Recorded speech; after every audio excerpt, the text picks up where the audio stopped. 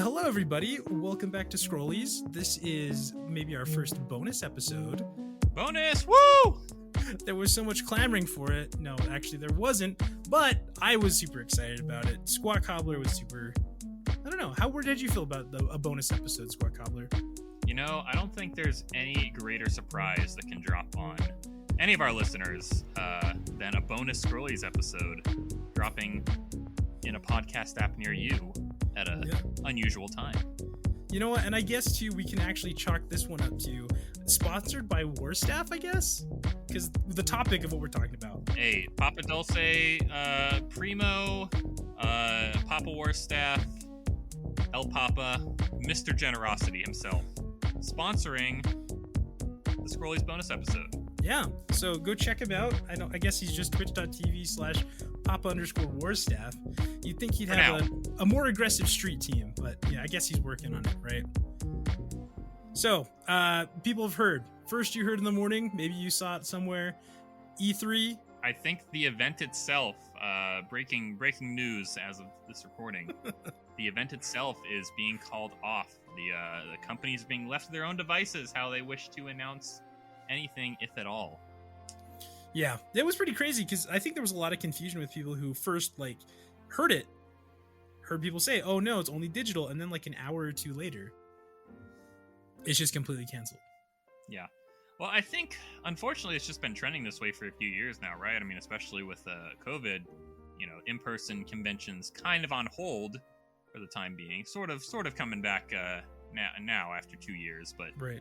I think we've just really shifted to an online environment, and maybe this is for good. Maybe E3 is a relic of the past to be left there. Whether that's good or bad, hey, we'll get into it. But I'm a little bummed out. I think in general, E3 is a pretty hyped time, even if some of the actual panels and streams are a little dull. Yeah. What's kind of crazy is that, it feels like something big has happened. It feels like this is the end of an era. And even me, I remember even a decade ago, 2011, 2012, that summer, I was working a specific job. I was working as a manager at a hotel and watching it as I was doing my other work. Even then I got the sense of this feels outdated. I don't know what it is about it. It feels like that's where I started to feel it. And then just from there, it's kind of just changed every single year. Then Nintendo's actually, we're going to kind of do our own thing. Then Sony. And I don't even remember anything really last year from E3 to you. I mean, how could I forget Metroid Dread? Aside from that, I mean, there was a few updates for games that I was into, or a few surprises. But I mean, I think in general, there just wasn't a lot being developed during COVID. Surprise, surprise. So they didn't really had much of note to really announce aside from the usual stuff they churn out every year. Right, because it happened, or they just went digital last year and the year before, right? I think it was canceled entirely the year before, so this is the second time this has happened. But 2021 they had a digital only event, which basically amounted to, hey, the E3 Twitch channel is going to stream all of these other companies' separate streams that they're streaming on their own channels. So it's hey, it's E3, but it's not really E3. It's just kind of a calendar week where all these companies are doing their own thing. Yeah.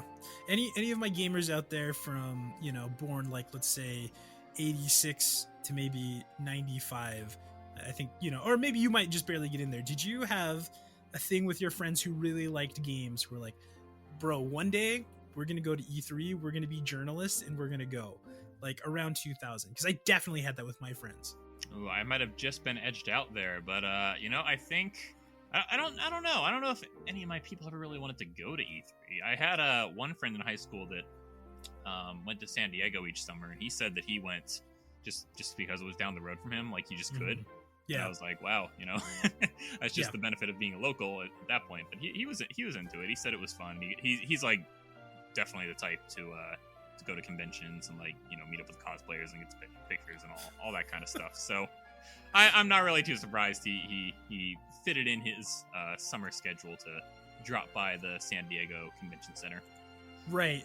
And that, I think even then, I'm talking like maybe 2000 to 2003, 2004. And back then it wasn't, I mean, it was, you had to be a journalist, you had to be in the business to get in there.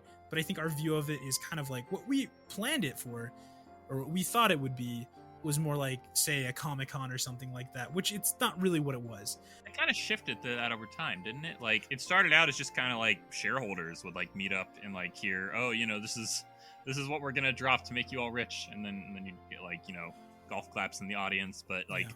I think just the fact of YouTube coming about and all of these panels being recorded and put it online, like, at least for me, that's when E3 started to become like a noteworthy, like, oh, look, we can see these people getting hype over like Twilight Princess being announced or this new console or whatever. So I think for me anyway, that's when I started paying more attention to it. I never really had a desire to go there myself in person, but the event itself it was basically inevitable hype was going to happen. It had pageantry. There was some showmanship to it. I mean, yeah, you're talking about those 90s conferences where it's a bunch of shareholders in suits. And kind of what it evolved into of like actually being about entertainment, like, I mean, Entertainment Expo. And it feels it really does just feel like the end of a generation. It feels like the end of an institution, even though like I don't really care about E3 anymore. I made that like a joke earlier about like, oh no, we're gonna miss 5 Devolver Digital trailers and like another 5-second trailer of Elder Scrolls 6, but it feels like something's lost. That really is what it is now, though, isn't it? Like, it might just be, maybe there's a greater discussion here about like, development time just being increased tenfold in the past decade or so. But there's just really not like big announcements in the way that, oh, hey, we have a new game dropping this year, or even just like, oh, hey, we have a console that's dropping right now. Back in the 90s, like people are way more, I guess, plugged in. Yeah. So the little nuggets are I guess enough to get it trending or whatever, and you don't really need to have a finished product to bring to showcase. So it's no longer what it once was. I don't think it has been for a while, and it's sad. I've gotten a lot of kind of mixed response on this, just on Discord and out and about, but I think for the most part people are just kind of like, let's let it die. Yeah. Well, we've got better replacements, and maybe that's kind of just like why E3 isn't as relevant anymore. So we're just constantly bombarded. They can tell us about stuff through Twitter, through Instagram, through their own thing, Nintendo Treehouse, PlayStation Showcase. It's not necessary to like save it up, and maybe it's bad to save it all up for E3 once a year. We now have YouTube reaction channels that are dedicated to giving a more hype response with one person than an entire audience of shareholders ever could. So if the hype is what you're after, we're in a better era now. Big or not. Yeah, I think so too.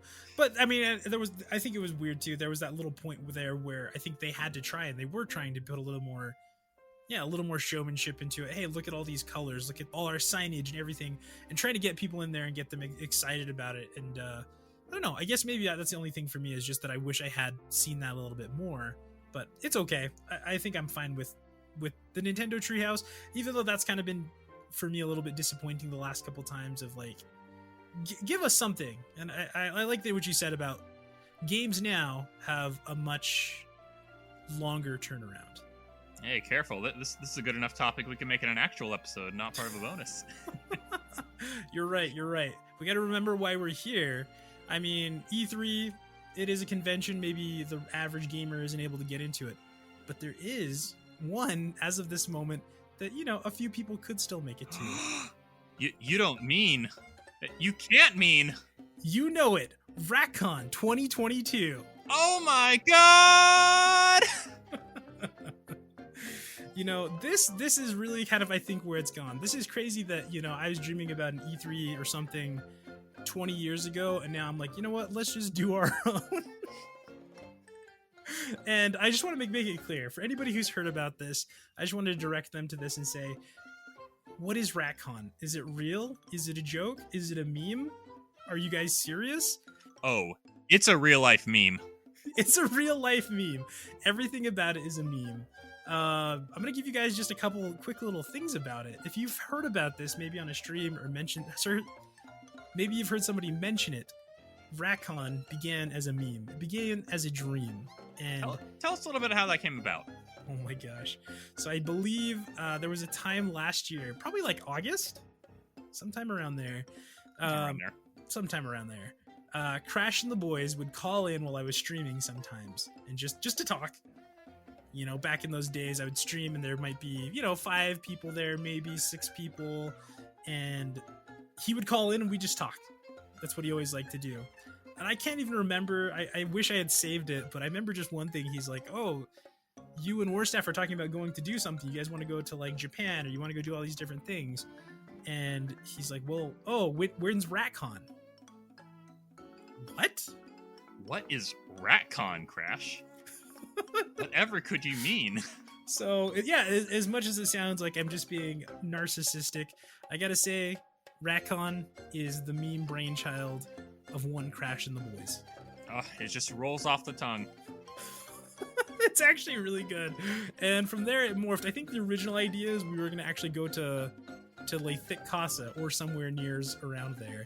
And it would just like visit. I was just going to hang out for a couple days or something like that.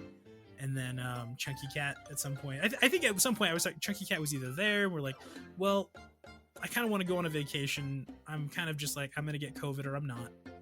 And we ended up just changing to Florida. And there was a lot of debate about when it was going to happen. I believe you yourself, Squat Cobbler, were very adamant about when it would be. Or when it could not be. Yes, it could not be during the month of May, as that is dedicated to Metroid May. Unfortunately, for myself and for all of you fans of Metroid May, I'm currently in the 1800s, long before any Metroid game was invented. So may have to push that off indefinitely. What can you share what the plan was? I just want to know for myself, because I remember you were like, we can't do May. No May. May is not possible. And for some reason, that's more always like, it has to be May. So I had 2 plans for the potential follow-up to Metroid May. One idea was the year of Metroid 2, because for those of you not aware, there are 3 different iterations of the Metroid 2 storyline. There's the original Game Boy release, which is very much a relic of its time, you know. It was going for some pretty impressive things, you know, for the Game Boy, but it is on the Game Boy, so you know, maybe not as accessible now as it once was. And then a bunch of fans in the mid 2000s wanted to remake it online as a fan game. So a whole bunch of these projects started up, like, you know, Metroid 2 this, Metroid 2 that, you know, Return of Samus, yada yada yada. However, one of these projects, another Metroid 2 remake, came about, and that title was in reference to the fact that there were just a ton of these other remakes in the works. Yeah. This was the brainchild of one Dr. M64, who is a Brazilian game designer. He single-handedly started remaking Metroid 2, and as all these other projects fell by the wayside, were abandoned, were delayed indefinitely, were canceled, another Metroid 2 remake powered through for almost 10 years until it was completed in 2016, was dropped online, met a huge response. It was nominated for the Game Awards, and then Nintendo issued a cease and desist, and all quote-unquote copies of it were removed from online. So you definitely can't get that game anymore. Wink, wink, nod, nod. RIP! People were upset about this, but then a year later, it made a little more sense. Nintendo themselves were working on a remake of Metroid 2, Samus Returns. So that launched on the 3DS after the Switch came out, which was a very questionable decision. But it eventually led to Dread, so we'll say, hey, you know, it's alright. It's okay. So that was one of my ideas for Metroid May, was to do a month solely based around the 3 versions of Metroid 2. The alternative was a little more of the same from the first year. It was Prime 2, Fusion, and then I'd play Other M for the first time, which maybe I'm glad this thing isn't happening, because I don't really want to do that. The baby. Well, I'm, for one, am really bummed that, you know, I mean, yeehaw times, the Great Ape knows all, I trust. But that would have been really fun, and it would have been good because May, and it's 2022, so you got all the 2s in there. But, everything was lining up for me except for the weather that day that I got sent back in time. So it happens, everyone. But we're not going to dwell on the fact that Metroid May is not happening. We're here to celebrate the actuality that is Ratcon 2022. Please, Ratnado, give us a little bit of breakdown. What can we expect from the week/weekend of Ratcon? So, as I said, Ratcon began as a meme, began as a dream, and as Sqat said, it's now real. It is going to run for about 6 days. It begins on Thursday, April 28th. We'll all arrive. Papa Warstaff, our benevolent sponsor, has secured what appears to be a party house, a 16-person mansion with themed rooms. There's an Avatar room, Harry Potter room. I've already called the Harry Potter room, so don't even bother anybody else. Your opportunity was taken before you even had it. Exactly. That's going to be a Thursday. Thursday and Friday, well, the whole crew's going to get together, and anybody who wants to, I guess, really. A bunch of people are coming. We're going to go out to Universal Studios.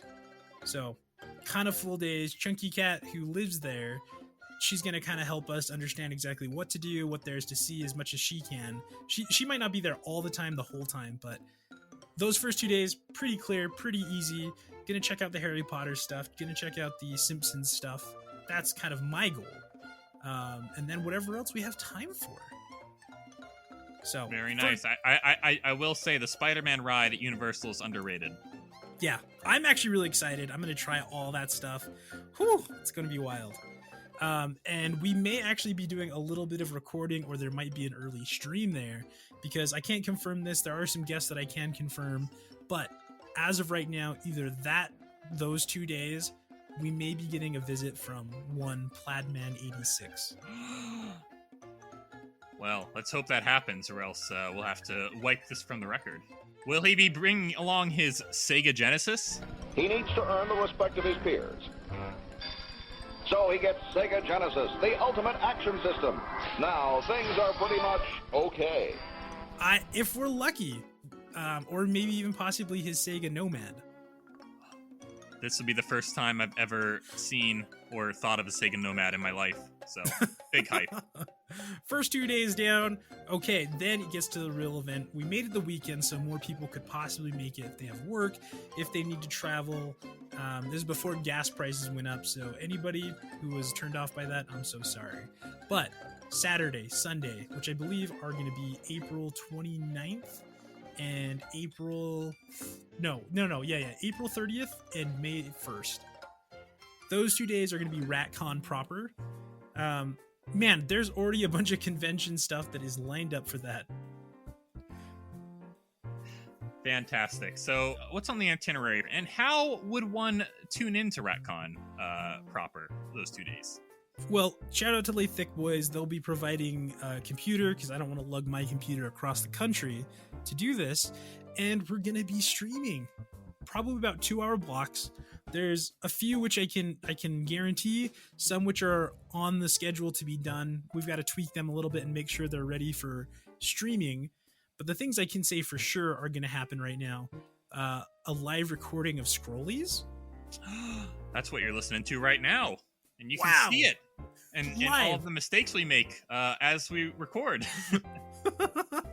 There's so many, guys. It takes so long to edit. Next up after that, a couple of the things.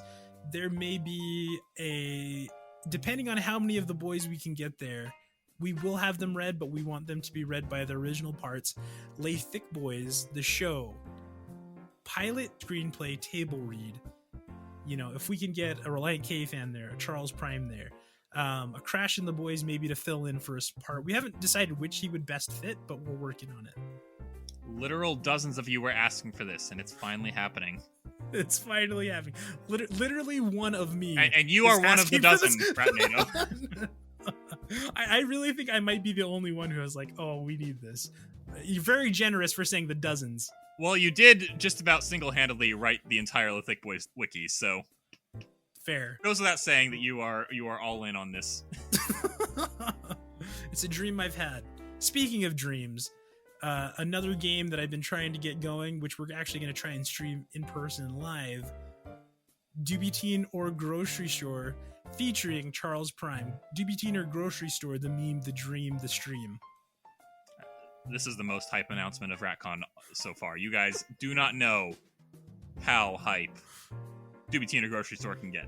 It gets wild. You know, we didn't save... It's America and Egypt's favorite game show, I'll have you know. We're going to go there, and Charles Prime is going to play it live. Spending Rat's money, actually. So you get to see Charles Prime in his element. Are you telling me we will have an IRL stream of Charles Prime in his natural habitat, the grocery store? Finally. Ratcon exclusive. Everyone, you don't know how spoiled you are that you got to tune into this moment that we've been waiting lifetimes for. Some other things, if I don't know, Sqat, we can cut this if it's not going to make it. We also have special guests. I mean, you know Sqat Cobbler, everybody. You've seen him, you've heard him, you've laughed with him, you've cried with him. But what about his parents? What? My parents? You mean my sugar daddy, who's my actual daddy, Mick Butcher? And Mick the Butcher, proudest mother of all, Proud Mama Bear? Proud Mama Bear. We're going to have them in the stream. You're waiting for Mick Butcher View? Well, Mick Butcher View just got upgraded.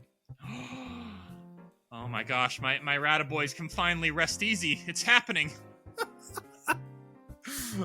Yeah, we're gonna have them there. We either a cooking stream. We're gonna do some stuff with Proud Mama Bear, and possibly just an interview with them at AMA. Get to know them, get to hear more from them.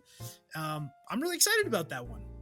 Now, Rat, you've been topping yourself with every one of your interviews. How do you expect to top this one? Will this be the final interview? This may be the final interview. I mean, at this you got to point, end on a high note. If this, I'll tell you, if we can get 20 viewers, then that's it. There's nowhere to go from there. That's the ceiling. What's going to be better than that? Nothing. Honestly, nothing. Speaking of cooking, we got a couple other things. Cooking with Warstaff and the Rat. We're going to be doing some Fallout style cooking. Maybe some other streams. Shout out to our other sponsor, Vicky's Salad. We'll also be making the Vicky's Salad. The official salad of Ratcon. Official salad of Ratcon. Finally, to close things off on Sunday afternoon, Chunky Cat's Michael Mouse appreciation stream. That's where Michael Mouse does not get enough appreciation, less commonly known as Mickey Mouse, the Disney mascot and icon. Whoa. I'm glad Chunky can. Oh! My lawyer's telling me to rescind that. Oh! Michael Mouse only. Mouse. Wait, we can't afford to say his real name. Keep sorry. Michael Mouse's name out of your mouth. Following there, May 2nd through the 4th, we're just going to be hitting up Disney. It's that simple. Paying our respect to the Great Mouse. To the Great Mouse. There's a bunch of other content that we're planning, so we'll keep announcing it. Appearance by Jordy, those who paid for the VIP tickets who will be there, we'll get to do a photo op with Jordy. We locked down Jordy. Word is he officially started his journey there today because that's the only way he was going to make it. Yeah. Basically, we had to put him up for a month. Very slow. He might get there in 2 or 3 weeks, but then he needs a week just to kind of get in the right headspace, make sure that he's ready. Jordy, he's a big player. We couldn't get him very easily, but we got only him. The finest vegetarian dishes provided at this Airbnb, of course. And that's it. I mean, that's kind of the experience. What do you think, Sqat Cobbler? I mean, I would wish you could have made it. I really wish you could have made it. Well, funny enough, you say that. I've been talking to the Great Ape. What? He gave me this barrelgram. Yeah, that's how I record the podcast and do all my other interactions with you fine folk.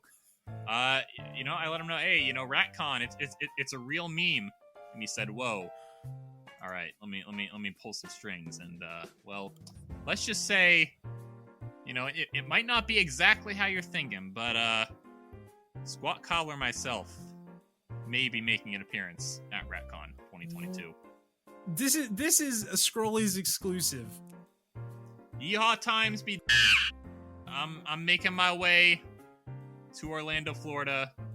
Past, present, TBD. TBD. Well, everyone, make sure to thank and pray to the great ape that it can happen.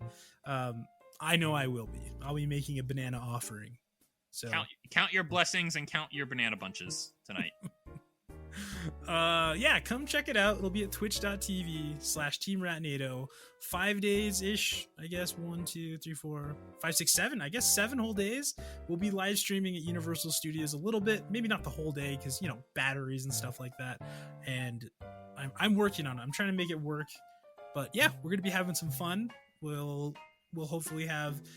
So far, right now, it sounds like we got the two Lay Thick boys, Jordy, Proud Mama Bear, McButcher, me, Warstaff, Chunky Cat will be making some appearances. Dreaded DM and his wife will be joining us as well. We're going to be doing some D&D content, possibly. Oh, and Crash of the Boys, of course, can't forget Crash of the Boys. Perhaps Squat Cobbler, Great Ape Willing, possibly Plaidman 86. It's a stacked event. So there it is, everybody. Check it out. We'll have a little bit more stuff around to tell you when it is.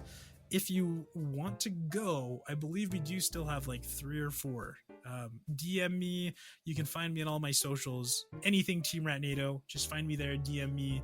I believe you can email us at scrolliespodcast@gmail.com as well, right? Yes, indeed. So, We'll yeah. just have to remember to check it. Beyond that, it's going to be a really fun time. I know other than that, Warstaff wants to go to medieval times. There's a Dragon Ball Z restaurant that I want to go to called Super Saiyan that I'm going to check out. So, good times all around. Checking out Orlando, Florida's finest establishments. Exactly. Well, I'll tell you what, Ratnado, E3 being a thing of the past might just mean that Ratcon is a thing of the future. And, it all begins this year, everyone. If you can't make it in person, tune in on Twitch, and let's share in the memories. Share the memories. Beautiful statement. E3 crawled so we could trip and stand up and run, trip a little more. But in the end of it, we're running. Beautifully put. All right. Well, as always, I'm Team Ratnado. You can find me at twitch.tv/Team Ratnado or Team Ratnado in the socials, IG, TikTok. We're trying to work on that a little bit more. And I'm here, of course, with my co-host. It's Squat Cobbler of the Scrollies podcast. Yeah, and you can probably still you can contact him through the Barrelgram. I don't know what the rates are with the Great Ape, though, so... One banana per message. Which I'm happy to oblige. Yeah, exactly. Easy. Just do it. It's worth it if you got to send something to him. All right, everybody. Good seeing you. Check out Ratcon, and we'll talk to you later. See ya. Bye.